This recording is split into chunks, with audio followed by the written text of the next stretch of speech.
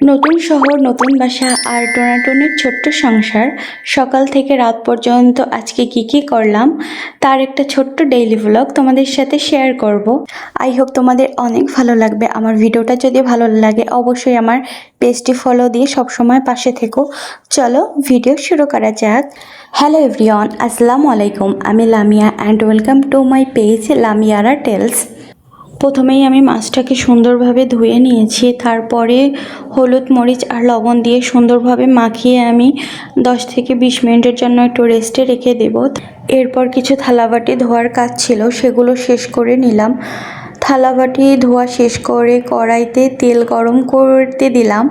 তেলটা ভালোভাবে গরম হয়ে গেলে মাছগুলো সুন্দরভাবে দিয়ে ভেজে নিচ্ছি।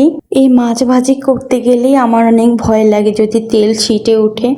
আর আগে তো মাছ দিয়েই দৌড় দিতাম। আচ্ছা, এইভাবে মজার কাহিনী কার কার সাথে ঘটে অবশ্যই কিন্তু কমেন্ট করে বলো। আমি মনে হয় এখনো ভালো পাক্কা রাঁধুনি হয়ে উঠতে পারিনি, তাই আমার তেল দেখলেই ভয় লাগে।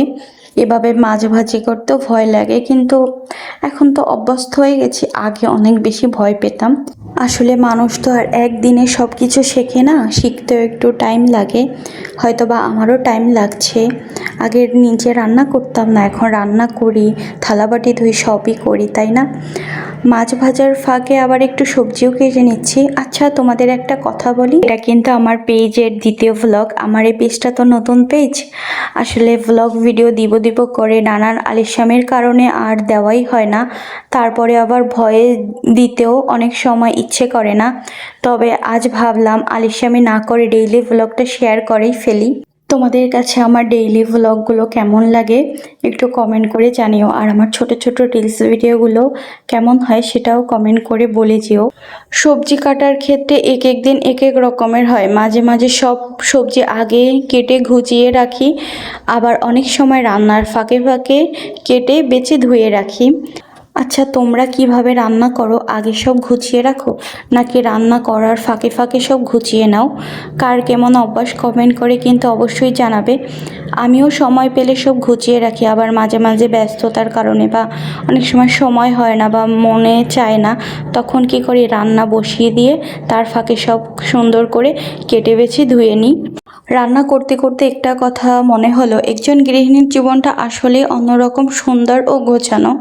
সারাদিন রান্না বান্না নানান কাজের ব্যস্ততার মাঝেও যখন প্রিয় মানুষটা পাশে থাকে তখন সব ক্লান্তি কিন্তু দূর হয়ে যায়। আসলে মেয়েদের উচিত সবসময় হাজবেন্ডের সঙ্গেই থাকা। হাজবেন্ড যেখানেই থাকুক না কেন সাধ্যমতো তার সাথে থাকাই উচিত, কারণ হাজবেন্ড ওয়াইফের ভেতরের বন্ডিংটা একটা সংসারের সবচেয়ে বড় শক্তি।